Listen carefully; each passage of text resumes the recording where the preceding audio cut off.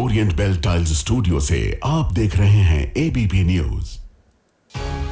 नमस्कार, मैं हूं प्रतिमा मिश्रा। दिन की हर बड़ी खबर के साथ आइए शुरू करते हैं भारत की बात। शुरुआत उन खबरों से जिन पर विस्तार से करेंगे चर्चा।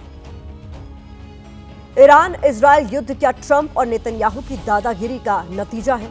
क्या ट्रंप की जिद दुनिया को जंग की आग में जला रही है? आज इसका शुद्ध कूटनीतिक और सामरिक विश्लेषण आपके लिए होगा। क्या अमेरिका इजरायल की तैयारी ईरान को इराक बनाने की है? ईरानी सुप्रीम लीडर खामनेई के खात्मे की आशंका के बीच सद्दाम हुसैन की चर्चा क्यों हो रही है? पंजाब के भटिंडा में सोशल मीडिया इन्फ्लुएंसर कमल कौर भाभी के कत्ल को किसने सही ठहराया है? धर्म के नाम पर पंजाब के यूट्यूबर्स को कैसी धमकी दी जा रही है, ये खबर भी आपके लिए होगी। सबसे पहले बात इजरायल ईरान युद्ध की करेंगे, क्योंकि अब ये लड़ाई सिर्फ दो देशों तक सीमित नहीं रही है, बल्कि इस टकराव का असर भारत समेत पूरी दुनिया पर पड़ने की आशंका लगातार गहराती जा रही है। इसलिए आज भारत की बात में हमने पश्चिम एशिया में चल रही इस वॉर को अपनी कवर स्टोरी का केंद्र बनाया है। आज हम इस जंग को लेकर आपके मन में चल रहे तमाम सवालों का अपने विश्लेषण के जरिए जवाब देने की कोशिश करेंगे। जैसे इजरायल ने फिलिस्तीन से जंग के बीच ईरान पर हमला क्यों किया? क्या इजरायल का लक्ष्य सिर्फ ईरान से परमाणु खतरे को खत्म करना है? क्या इजरायल ईरान में खामनेई को सत्ता से हटाना चाहता है? क्या इजरायल ईरान युद्ध ट्रंप और नेतन्याहू की दादागिरी का नतीजा है? क्या अमेरिका इजरायल की कोशिश इराक में सद्दाम हुसैन की तरह ईरान में सुप्रीम लीडर के शासन का खात्मा करना है? इन सारे सवालों के बीच ये कहना गलत नहीं होगा कि इस युद्ध के पीछे की असल वजह ट्रंप और नेतन्याहू की दादागिरी है। अमेरिकी राष्ट्रपति डोनाल्ड ट्रंप की मौजूदा नीतियां और बयान इस युद्ध के लिए जिम्मेदार हैं, क्योंकि ट्रंप कहते कुछ और करते कुछ और है। ट्रंप ने कहा था कि वो राष्ट्रपति बनने के बाद रूस यूक्रेन युद्ध रुकवा देंगे, लेकिन हुआ क्या? यूक्रेन युद्ध रुकने के बजाय और ज्यादा बढ़ गया।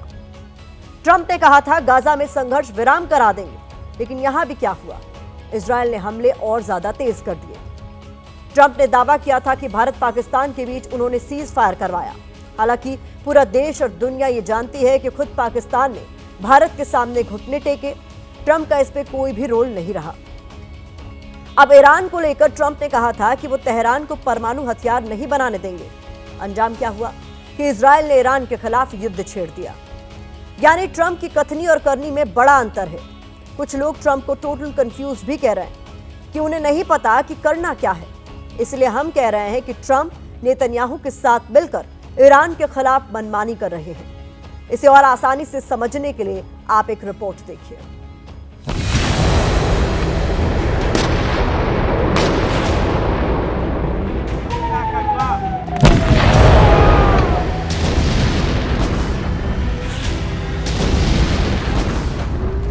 इस युद्ध में ईरान इजरायल की दुश्मनी से ज्यादा ट्रंप और नेतन्याहू की दादागिरी है। ये दादागिरी नहीं तो और क्या है? ट्रंप कहते हैं कि ईरान को उस समझौते पर हस्ताक्षर करना चाहिए था जिस पर मैंने उन्हें हस्ताक्षर करने के लिए कहा था। ये कितनी शर्म की बात है और मानव जीवन की बर्बादी है। सीधे शब्दों में कहें तो ईरान के पास परमाणु हथियार नहीं हो सकता। मैंने ये बात बार बार कही है। मिस्टर डोनाल्ड ट्रंप, आप ये बताने की कोशिश करेंगे कि क्या आपने दुनिया को चलाने का ठेका लिया है? आप कैसे ईरान को परमाणु हथियार हासिल करने से रोक सकते हैं, जबकि SIPRI की लेटेस्ट रिपोर्ट के मुताबिक अमेरिका के पास 5177 परमाणु हथियार का भंडार है, जो रूस के बाद दुनिया में सबसे ज्यादा है। तो जब आप खुद परमाणु हथियारों की रेस में लगातार आगे बढ़ रहे हैं, तो किस हद से ईरान को परमाणु हथियार बनाने से रोक रहे हैं? ये सिर्फ और सिर्फ ट्रंप और नेतन्याहू की दादागिरी है। नेतन्याहू के कंधे पर बंदूक रखकर ट्रंप ईरान को तबाह करना चाहते हैं, मिडिल ईस्ट या पश्चिम एशिया में अपना दबदबा कायम करना चाहते हैं। यही वजह है कि बार बार इजरायली पीएम बेंजामिन नेतन्याहू भी ईरान के परमाणु हथियारों का डर दिखा रहे हैं और अपनी कार्रवाई को सही ठहरा रहे हैं। I'll tell you what would have come if we hadn't acted. We had information that this unscrupulous regime was planning to give the nuclear weapons that they would develop to their terrorist proxies. That's nuclear terrorism on steroids. That would threaten the entire world. हालांकि Iran के परमाणु हथियारों को लेकर Netanyahu के दावे पर भी कई तरह के सवाल उठ रहे हैं। अल जजीरा की रिपोर्ट के मुताबिक इजरायली राजनीतिक विश्लेषक ओरी गोल्डबर्ग ने कहा है जबकि इंटरनेशनल एटॉमिक एनर्जी एजेंसी यानी IAEA की रिपोर्ट में ऐसा कुछ भी नहीं था जो ये सुझाव दे कि ईरान इजराइल के अस्तित्व को खतरा पैदा कर सकता है। बावजूद इसके नेतन्याहू ने ईरान के परमाणु हथियारों का डर दिखाया और पश्चिम एशिया में एक नया युद्ध भड़का दिया। जिस तरीके से इन्वेजन शुरू करके वहां पे न्यूक्लियर साइंटिस्टों को मार देना और बिल्कुल टारगेट करना, तो ये इजराइल की थोड़ी दादागिरी तो जरूर है कि हम न्यूक्लियर बॉम्ब रखेंगे, हम न्यूक्लियर वेपन्स रखेंगे, लेकिन दुनिया में किसी और देश को ये प्रोग्राम नहीं चलाने देंगे। ईरान इसके अंदर उन ट्रीटीज का में सिग्नेचर है उसका जो न्यूक्लियर बॉम्ब बनाने के खिलाफ है। तो ईरान एक तरह का हमेशा से इसको अपना नेगोशिएशन के रूप में यूज किया है, लेकिन सब जानते हैं कि इजराइल के पास तो न्यूक्लियर वेपन्स हैं, तो दादागिरी तो है कि हम रखेंगे लेकिन आप नहीं रख सकते। अमेरिकी राष्ट्रपति डोनाल्ड ट्रंप ने G7 से लौटने के बाद एक बार फिर से यह दोहराया है कि वो ईरान के परमाणु कार्यक्रम को खत्म करना चाहते हैं और यही वजह है कि जो तनाव इस वक्त मिडिल ईस्ट में जारी है, इसके माध्यम से क्या अमेरिका मिडिल ईस्ट या पश्चिम एशिया में अपना दबदबा कायम रखना चाहता है। क्योंकि चीन और रूस के ईरान के साथ अच्छे संबंध हैं, ईरान के जरिए अमेरिका के दुश्मन दोनों देश इस इलाके में पकड़ मजबूत कर रहे हैं, जो अमेरिका को रास नहीं आ रहा। यही वजह है कि वो नेतन्याहू और इजराइल के बहाने अपने हित साधने में जुटे हैं।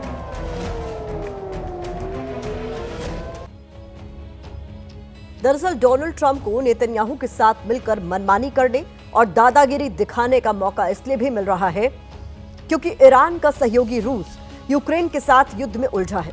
दूसरी तरफ चीन की बात करें तो मौजूदा वक्त में वहां आर्थिक अस्थिरता है और वो अमेरिका के साथ किसी भी टकराव से बचना चाहता है। यह गौर करने वाली बात यह है कि युद्ध और टकराव को बढ़ाना नेतन्याहू और ट्रंप दोनों के लिए जरूरी भी है और उनकी मजबूरी भी। कैसे, अब ये आपको बताते हैं। अमेरिका में ट्रंप की नीतियों के खिलाफ प्रदर्शन हो रहे हैं। इजरायल में भी नेतन्याहू अपनी नीतियों की वजह से लोगों के निशाने पर हैं। डोनाल्ड ट्रंप अमेरिका के हितों की बात कहकर अपने फैसलों को सही ठहराने की कोशिश कर रहे हैं। दूसरी तरफ नेतन्याहू ईरान से इजरायल को खतरा बताकर आंतरिक विरोध को दबाने की कोशिश कर रहे हैं। अमेरिका का मकसद ईरान को तबाह कर उसके तेल भंडार पर कंट्रोल हासिल करना है। दूसरी तरफ इजरायल ईरान को पूरी तरह बर्बाद कर देना चाहता है ताकि मिडिल ईस्ट में उसके सबसे बड़े दुश्मन का खात्मा हो जाए। अब ट्रंप की नीतियों की वजह से G7 देशों के बीच मतभेद उभर आए हैं। डोनाल्ड ट्रंप और फ्रांसीसी राष्ट्रपति इमैनुअल मैक्रो दोनों अलग अलग बात कर रहे हैं। ट्रंप कनाडा की G7 समिट से जल्दी लौट आए। इसको लेकर मैक्रो ने मीडिया को बताया कि ट्रंप ने इजरायल और ईरान के बीच युद्ध विराम के लिए प्रस्ताव दिया है। वास्तव में मिलने और आदान प्रदान करने का प्रस्ताव है। हालांकि मैक्रो के दावे को खारिज करते हुए ट्रंप ने ट्रुथ सोशल प्लेटफॉर्म पर लिखा कि इसका ईरान इजरायल के बीच सीज फायर से लेना देना नहीं है। मैक्रो को नहीं पता कि मैं अब वॉशिंगटन क्यों जा रहा हूं, लेकिन इसका निश्चित रूप से युद्ध विराम से कोई लेना देना नहीं है। इससे कहीं ज्यादा बड़ी बात है। दरअसल वॉर हो या फिर व्यापार हो, अमेरिका सबसे पहले अपना हित देखता है। हर अमेरिकी राष्ट्रपति की मंशा दुनिया को अपने इशारे पर नचाने की, उसे चलाने की होती है। ट्रंप ऐसा करने वाले कोई पहले प्रेसिडेंट नहीं है, बल्कि जॉर्ज W. बुश जूनियर भी ऐसा ही कर चुके हैं। 2025 में जो ईरान के साथ हो रहा है वो 2002 से 2003 में इराक में सद्दाम हुसैन के शासन के साथ हो चुका है।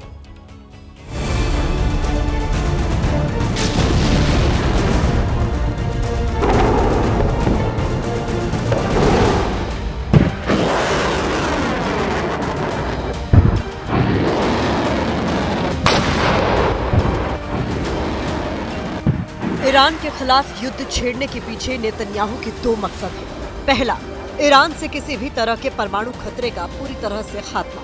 दूसरा, ईरान के supreme leader Ayatollah Ali Khamenei का अंत। परमाणु खतरे को तबाह करने वाले लक्ष्य की तरफ इजरायल तेजी से बढ़ रहा है। पिछले 5 दिनों में इजरायली फोर्सेस ने ईरान के सैन्य ठिकानों, एनर्जी इंफ्रास्ट्रक्चर समेत राजधानी तेहरान में कई जगहों को टारगेट किया है। यही नहीं, तेल अवीव ने ईरान के सैन्य अफसरों और परमाणु वैज्ञानिकों को भी निशाना बनाया है। इजरायली पीएम ईरान की तुलना कैंसर से कर रहे हैं। यह ईरान कैंसर की तरह है। आपको पता है कि आपको कैंसर है जो आपको मार सकता है। आप कैंसर को हटाते हैं, आप इलाज भी करवाते हैं, लेकिन वो एक दिन वापस आ सकता है। हम रुकने वाले नहीं, हमारे पास और भी लक्ष्य हैं। ईरान भी इजरायली हमलों का पुरजोर जवाब दे रहा है। ईरानी फोर्सेज ने मोसाद के हेडक्वार्टर पर हमले की कोशिश की है। अब सवाल ये है कि नेतन्याहू खामनेई का खात्मा क्यों चाहते हैं। दरअसल खामनेई शासन के दौरान ईरान ने ऐसे कई प्रॉक्सी संगठनों को समर्थन दिया जो इजरायल के लिए खतरा बनते रहे, जैसे हमास, हूती और Hezbollah. The Iranian people realize, and the world needs to realize, that the root cause of the problem has been the regime and its nature. And the only solution ultimately that will benefit both the Iranian people as well as the free world is for this regime to no longer be there. Now we have an opportunity because this regime is at its weakest point. There's a window in which we can operate and hopefully liberate our country, and the world can finally breathe a sigh of relief that they no longer have to fear nuclear threats, terrorism, radicalization, and so on and so forth. खबर है कि Israel Iran को बहुत जल्द surprise देगा। ये Lebanon में Hezbollah पर हुए पेजर ब्लास्ट जैसा हमला हो सकता है। इसके अलावा इजराइल, अमेरिका और यूरोपीय देशों की ज्वाइंट फोर्सेस के 200 एयरक्राफ्ट एक साथ ईरान पर बम गिराने की विध्वंसक कार्रवाई कर सकते हैं। नेतन्याहू को लगता है कि खामनेई के खात्मे के साथ इजरायल की सुरक्षा पर मंडराने वाला खतरा भी खत्म हो जाएगा, लेकिन इजरायल बिना अमेरिका की मदद के अपने लक्ष्य को हासिल नहीं कर सकता। यही वजह है कि वह लगातार ईरान के परमाणु हथियारों का डर दिखा रहा है और अमेरिका से मदद मांग रहा है। कनाडा से वॉशिंगटन डीसी पहुंचने के तुरंत बाद अमेरिकी राष्ट्रपति डोनाल्ड ट्रंप ने कहा कि ईरान परमाणु कार्यक्रम के बेहद नजदीक पहुंच चुका है और इस बार वो इस समस्या का वास्तविक अंत करना चाहते हैं। What specifically is better than a ceasefire? What are you looking for here? And then a real end, not a ceasefire. And then Israel ने कुछ ऐसा ही जॉर्ज डब्ल्यू बुश जूनियर के कार्यकाल में किया था। सद्दाम हुसैन के शासन के दौरान इराक के पास सामूहिक विनाश के हथियारों का दावा किया था और इसे पश्चिम एशिया की शांति के लिए बड़ा खतरा बताया था। इसके अलावा अमेरिका में यहूदियों की एक बड़ी लॉबी है जो प्रशासन के फैसलों में दखल रखती है। इसी यहूदी lobby the American Israel public affairs committee ने भी बुश को सद्दाम के खिलाफ एक्शन के लिए उकसाया। ईरान को हमेशा से अमेरिका एक क्रिटिकल अपनी फॉरेन पॉलिसी के लिए एक चैलेंजिंग कंट्री मानता रहा है। वो इस्लामिक रिवॉल्यूशन के बाद से न्यूक्लियर वेपन तक ही मामला सीमित नहीं रहेगा, वो उनकी पॉलिटिकल रेजिम को जो काफी दिनों से वहां पर सत्ता में है उनको वो डिस्टेबलाइज कर देना चाहते हैं। इसका अंजाम ये हुआ कि अमेरिका ने इराक को तबाह कर दिया। सद्दाम हुसैन को फांसी पर लटका दिया गया।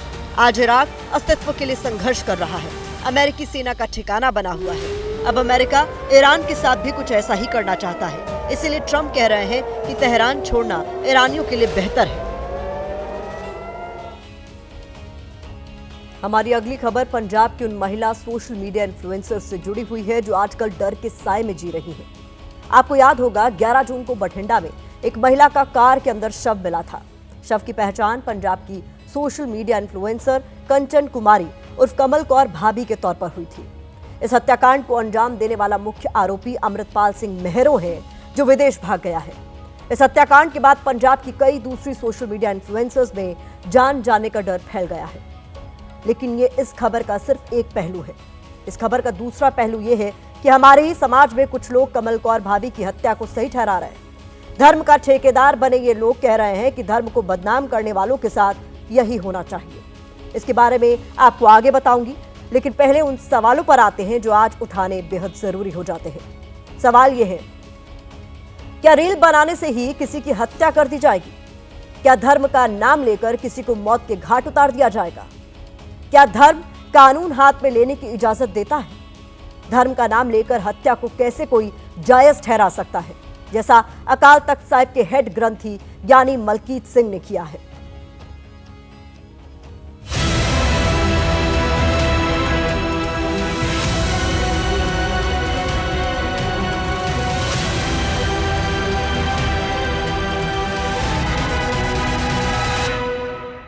ਇਹੋ ਜਿਹੇ ਲੋਕ ਕਾਰਜ ਕਰਦੇ ਨੇ ਕਿਸੇ ਹੋਰ ਧਰਮ ਦੇ ਵਿੱਚੋਂ ਆਪਣਾ ਨਾਮ ਚੇਂਜ ਕਰਕੇ ਸਿੱਖ ਕੌਮ ਨੂੰ ਬਦਨਾਮ ਕਰਦੇ ਨੇ, ਉਹਨਾਂ ਦੇ ਨਾਲ ਤੇ ਭਾਈ ਇਸ ਤਰ੍ਹਾਂ ਹੀ ਹੋਣਾ ਚਾਹੀਦਾ ਹੈ। ਕੋਈ ਗਲਤ ਨਹੀਂ ਹੋਇਆ, ਇਹ ਪਹਿਲਾਂ ਵੀ ਹੁੰਦਾ ਹੈ। सुना आपने, ये अकाल तख्त साहिब के हेड ग्रंथी यानी मलकीत सिंह है जो सरेआम पंजाब की सोशल मीडिया इन्फ्लुएंसर कंचन कुमारी उर्फ कमल कौर भाभी की हत्या को जायज ठहरा रहे हैं। कह रहे हैं कि धर्म को बदनाम करने वालों के साथ सही हुआ। कमल कौर की हत्या को सही बताने वाले यानी मलकीत सिंह अकाल तख्त में जत्थेदार के बाद दूसरी सबसे ऊंची धार्मिक हैसियत रखते हैं, लेकिन उन्होंने जो बयान दिया है उसके बाद हम भी उनसे कुछ सवाल पूछना चाहते हैं। सवाल है कि धर्म का हवाला देकर कमल कौर के मर्डर को कैसे जायज ठहराया जा सकता है? क्या ज्ञानी मलकीत सिंह हत्यारे अमृतपाल का समर्थन कर रहे हैं? सवाल ये भी है कि हमें क्या सुनना है, क्या देखना है, ये धर्म के ठेकेदार बनकर बैठे मलकीत सिंह कैसे तय कर सकते हैं? उनके जो व्यूज है उन्होंने एक्सप्रेस किए, मेरे जो व्यूज है फॉर द सोसाइटी मैंने एक्सप्रेस किया। मैं डिमांड करती हूँ कि इन चीज़ों की बैन होना चाहिए। कत्ल को कहाँ तक जायज़ ठहराया जा सकता है? कत्ल को जायज़ नहीं ठहराया जा सकता है। माना कि कंचन कौर सोशल मीडिया पर अपने वीडियो में अश्लील शब्दों का इस्तेमाल करती थी, उनके वीडियो भद्दे भी होते थे, लेकिन इस पर हत्या कर देना और उसके बाद एक ग्रंथी द्वारा हत्या को सही ठहरा देना ये शर्म की बात है। और यही वजह है कि अब पंजाब से ही ग्रंथी मलकीत सिंह के खिलाफ आवाज उठने लगी है। इन्ना प्राउड मोमेंट हो रहा है। मेरा नाम भी मिका सिंह है, सिख फैमिली तो मैं बिलोंग करता, अपने आप से मैनूं इन्ना माण हो रहा है कि यार दो ਸਿੰਘਾਂ ने रल के वो कुड़ी का कतल करता। शाबाश। ਅਸੀਂ ਸਾਰੇ ਦਿਨੋਂ ਅੱਜ तक तो यही दसदे आए कि जी ਅਸੀਂ योधे हैं। योधे निहत्ते ते नहीं हथ चकते, औरतों ते नहीं हथ चकते, बच्चों ते नहीं चकते। और मैं पंजाब सरकार और स्पैशली भगवंत मान साहब ਨੂੰ मैं रिक्वेस्ट करना कि तुसीं ਇਹੋ ਜਿਹੇ ਬੰਦਿਆਂ ਤੇ काबू करो। कमल कौर भाभी अपने सोशल मीडिया अकाउंट पर अक्सर विवादित और अश्लील कंटेंट अपलोड करती थी। उनके सोशल मीडिया प्लेटफॉर्म इंस्टाग्राम पर लाखों फॉलोअर्स हैं, लेकिन उनके वीडियो और शब्दों की वजह से उनका मर्डर हो गया। कमल कौर की मां के बयान के मुताबिक 8 जून को उनके घर एक शख्स आया था जिसने अपना नाम अमृतपाल सिंह बताया था। अमृतपाल सिंह ने कमल कौर से कार का ऐड कराने के लिए संपर्क साधा था। 9 जून को अमृतपाल और 2 लोगों ने कमल कौर से मुलाकात की थी और 9 जून को ही तीनों ने कमल कौर की कार में हत्या की थी। 11 जून की रात को भटिंडा की एक पार्किंग में कमल कौर का शव मिला था। इस हत्याकांड को अंजाम देने के बाद मुख्य आरोपी निहंग अमृतपाल यूएई भाग गया। अब अमृतपाल की गिरफ्तारी के लिए पुलिस ने लुकआउट नोटिस जारी किया है। पुलिस ने कमल कौर हत्याकांड में अब तक 2 निहंग सिक्कों को गिरफ्तार किया है, जिन्होंने अमृतपाल के साथ मिलकर इस हत्याकांड को अंजाम दिया था।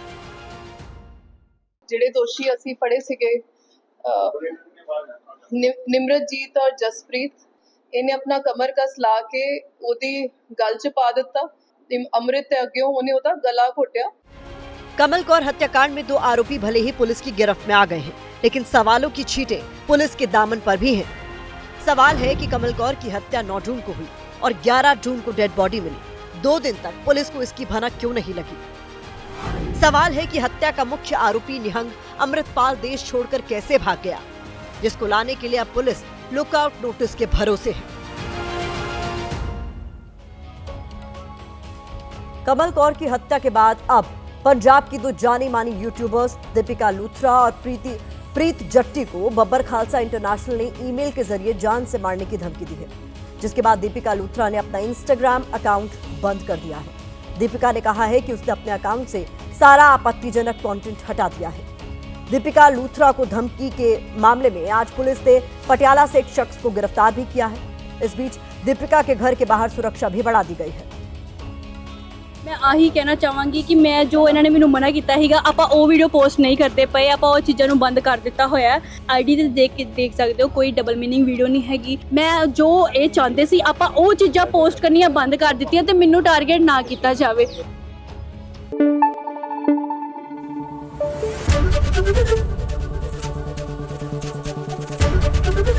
एबीपी न्यूज़ आपको रखे आगे।